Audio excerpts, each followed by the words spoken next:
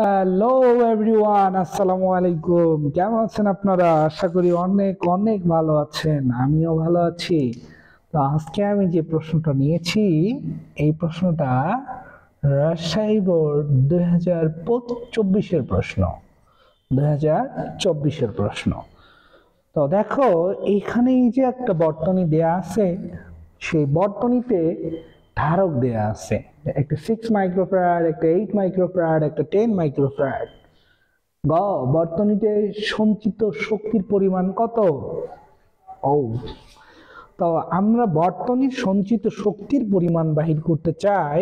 তাহলে বর্তনীর সঞ্চিত শক্তির পরিমাণ বাহির করতে হলে আমাদেরকে আগে ইকুইভ্যালেন্ট বা এই বর্তনীটার তুল্য ধারকত্ব আমাদেরকে বাহির করতে হবে।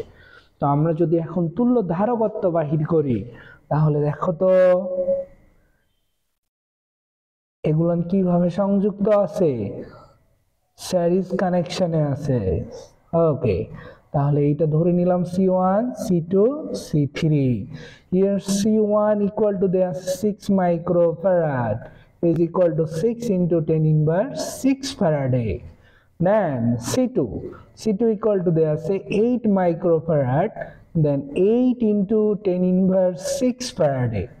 Then C3 equal to the আমাদের 10 microfarad, so 10 into 10 inverse 6 Faraday আমরা লিখতে পারি।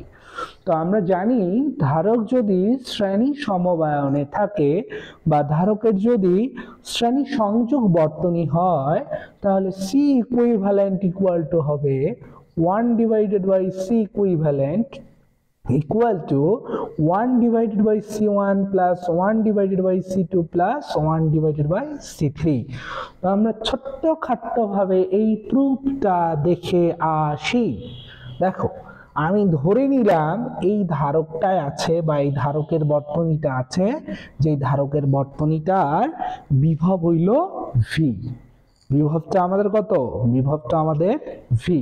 এখন যদি আমরা এটা ক্যালকুলেশন করি বা এটা যদি আমরা প্রুফ করতে চাই, তাহলে আমাদেরকে যে কাজটা করতে হবে সেটা হইল, দেখো, তাহলে এই ধারকের অ্যাক্রসে ভোল্টেজ হবে V1, এই ধারকের অ্যাক্রসে ভোল্টেজ হবে V2, এই ধারকের অ্যাক্রসে ভোল্টেজ হবে V3। তাহলে আমি V1, V2, V3 এই ভোল্টেজ গুলাকে আমি যদি কি করাই দেই, যোগ করাই দেই, তো আমরা এটা আসলে প্রুফ করে আসতেছি একেবারে। তো V ইকুয়াল টু হবে V1 plus V2 plus V3। তো এর ভোল্টেজ ডিফারেন্স, এর ভোল্টেজ ডিফারেন্স, এর ভোল্টেজ ডিফারেন্স, তিনটা ধারকের ভোল্টেজ ডিফারেন্স যদি আমি যোগ করাই দেই, তাহলে আমি কি পেয়ে যাব? এই বর্তনীর যে ভোল্টেজটা ছিল মোট ভোল্টেজ, সেই মোট ভোল্টেজটা পেয়ে যাব। তো দেখো তো, আমরা ধারকের ক্ষেত্রে কি জানি? ধারকের ক্ষেত্রে আমরা যেটা জানি যে কোনো পরিবাহীর বিভব 1 একক বাড়াতে যে পরিমাণ চার্জের প্রয়োজন হয় তাকে আমরা কি বলি? ধারক বলি। তো C ইকুয়াল টু আমরা জানি Q ডিভাইডেড বাই V। তাহলে এইখানে দেখো তো V ইকুয়াল টু কি লেখা যাবে? V ইকুয়াল টু লেখা যাবে Q divided by C। So এইটা আমরা এখন এখানে কি করে দিব? বসাই দিব। তো দেখো, এই V এর জায়গায় বসাই দিচ্ছি Q ডিভাইডেড বাই C। তাহলে এইটা যেহেতু মোট বিভব, তাহলে এইখানে আমি যে ধারকটা বসাই দিছি সেটা হবে কি? মোট ধারকত্ব বা CS ইকুয়াল টু, এবার দেখো তো এখানে পথ কয়টা ভাইয়া? পথ যেহেতু একটা, তাহলে প্রত্যেকটা ধারকের মধ্যে দিয়ে প্রবাহিত চার্জ মানে চার্জের প্রবাহটা সেম হবে সেই চার্জটা। তাহলে প্রত্যেক ধারকের ভিতর দিয়ে কতটুকু করে চার্জ যাবে? কিউ পরিমাণ করে চার্জ যাবে। তাহলে V1 এর ক্ষেত্রে আমরা লিখতে পারি Q divided by C1, V2 এর ক্ষেত্রে আমি লিখতে পারি Q divided by C2, V3 এর ক্ষেত্রে লিখতে পারি কিউ ডিভাইডেড বাই C3। তো আমরা যদি এখন এইখান থেকে কিউটাকে কমন নিয়ে নেই, কমন নিয়ে নিলে হবে 1 ডিভাইডেড বাই তো এখান থেকে আসলে কিউ কমন নেওয়ার দরকার নেই, Q divided by CS equal to এখান থেকে কিউ কমন নিলে হয়ে যাবে 1 ডিভাইডেড বাই সি1, 1 ডিভাইডেড বাই সি2, 1 divided by C3, Q Q cancel out, then 1 divided by CS equal to লিখতে পারবো 1 ডিভাইডেড বাই সি1, 1 ডিভাইডেড বাই সি2 প্লাস 1 ডিভাইডেড বাই C3।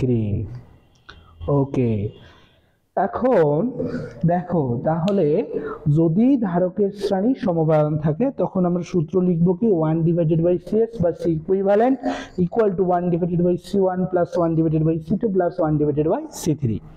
আমরা দেখে নিলাম, এখন তাহলে আমরা ইকুইভ্যালেন্টটা বাইর করে ফেলি। তো ডিরেক্ট ইকুইভ্যালেন্ট, এখন ইকুইভ্যালেন্টের সূত্রটা বসাই দেই। তাহলে ইকুইভ্যালেন্টের সূত্র হবে C equivalent equal to 1 divided by 6 plus 1 divided by 8 plus 1 divided by 10। তো এগুলো সবগুলো কিন্তু আমি মাইক্রোফ্যারাড এককে বসাই দিছি। সো এইখানে আমি যেটা পাবো সেটা ইকুইভ্যালেন্টটাও মাইক্রোফ্যারাড এককেই পেয়ে যাব।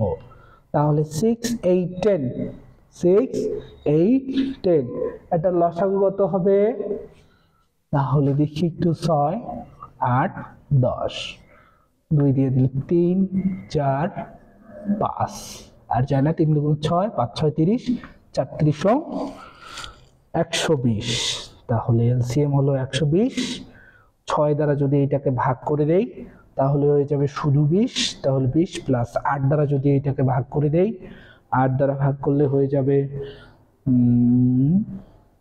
8 15 হয়ে যাবে, 8 15 120 প্লাস 10 দ্বারা ভাগ করে দিলে এটা হয়ে যাবে 10 20 এ 200, সরি 6 10 12 হয়ে যাবে। তো বসাই দিলাম, তাহলে 1 divided by C equivalent, then C equivalent equal to পাওয়া যাবে কত? 120 ডিভাইডেড বাই 35 47। এইটা হলো আমাদের সি ইকুইভ্যালেন্টের মান। তো সি ইকুইভ্যালেন্টটা কি আসছে আমাদের 120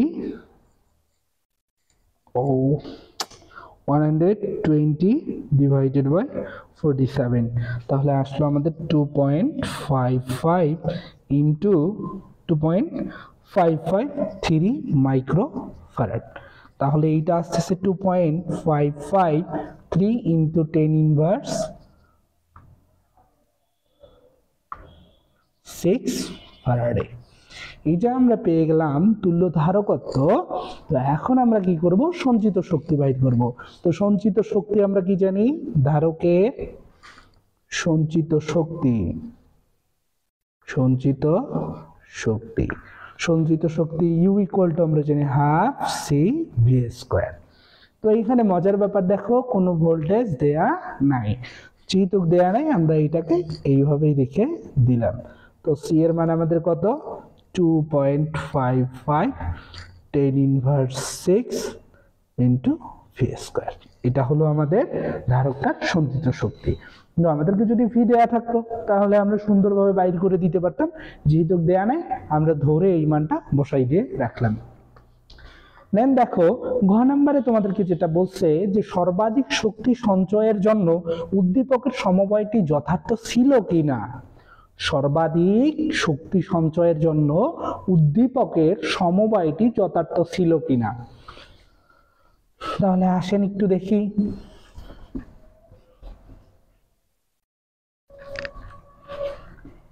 আমরা এটা যেখান থেকে শুরু করব আমরা লিখবো, আমরা জানি, আমরা এটা খ নাম্বার দাও, আমরা জানি, আমরা কি জানি ভাইয়া? যে ধারকের সঞ্চিত শক্তি, ধারকের সঞ্চিত শক্তি, ধারকের সঞ্চিত শক্তি ইউ ইকুয়াল টু কত? Half C V square.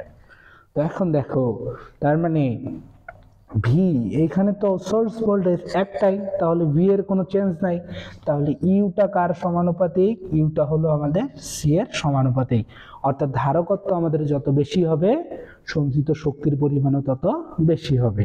তো এইখানে যেভাবে সাজানো আছে, শ্রেণী সংযোগ দেয়া আছে, তাহলে গ হতে পাই গ হতে পাই উদ্দীপকের বর্তনীর ধারকত্ব ধারকত্ব সি ইকুইভ্যালেন্ট ইকুয়াল টু কত পাইছিলাম আমরা, এটা পাইছিলাম 2.55 মাইক্রোফ্যারাডে। তো এটাকে আমরা লিখে রাখলাম 2.55 into 10 inverse 6 Faraday. Okay fine. এবার দেখো যদি আমরা বর্তনীতে সমান্তরালে সংযুক্ত করি, সমান্তরালে সংযুক্ত করি, তো সমান্তরালে সংযুক্ত করলে ভাইয়া তখন কি আসবে, ব্যাপারটা এইরকম আসবে না?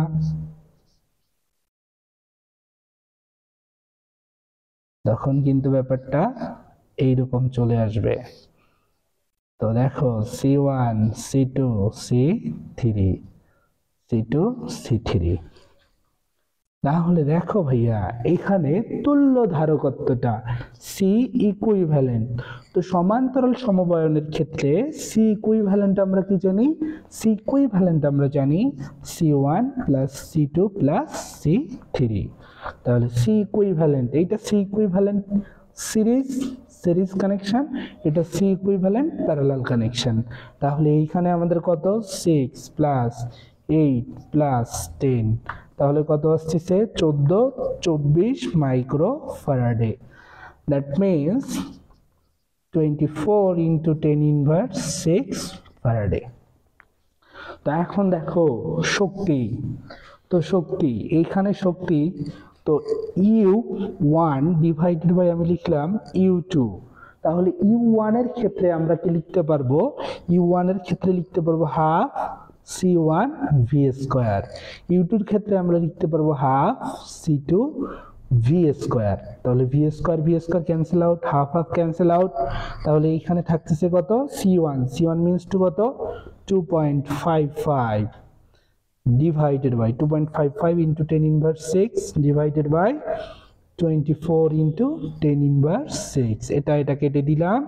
তাহলে এখানে যেটা থাকতেছে আমাদের, আমি যদি এইটাকে যদি একটু ঘুরাই দেই, পরের লাইনে যদি একটু কি করে দেই, ঘুরাই দেই, যে U2 উপরে U1 টা নিচে, তাহলে এটা আসবে কত 24 divided by 2.55। তাহলে 24 ডিভাইডেড বাই 2.55, তাহলে আসছে 9.411। তাহলে U2 ইকুয়াল টু হবে, মনে হয় নিচে চলে যাচ্ছে। তো আমি এখন কোশ্চেনটাই মুছাই দিচ্ছি তোমাদের, কোশ্চেনটা মুছাই না দেই, তাহলে এইখান থেকে মুছাই দেই। তাহলে এখন দেখো কি লেখা যাইতেছে, U2 ইকুয়াল টু কি লেখা যাবে 9.41 U1। দ্যাট মিন্স পরবর্তীতে আমরা যে শক্তিটা পাবো সেই শক্তিটা পূর্বের যে সমবায়ন ছিল সেই সমবায়নের 9.41 গুণ। তাহলে আসলে উদ্দীপকের উক্তিটা যথার্থ ছিল না, তার মানে প্রথম সমবায়নে শক্তি আমরা কি পাইনি, সর্বোচ্চ পাইনি।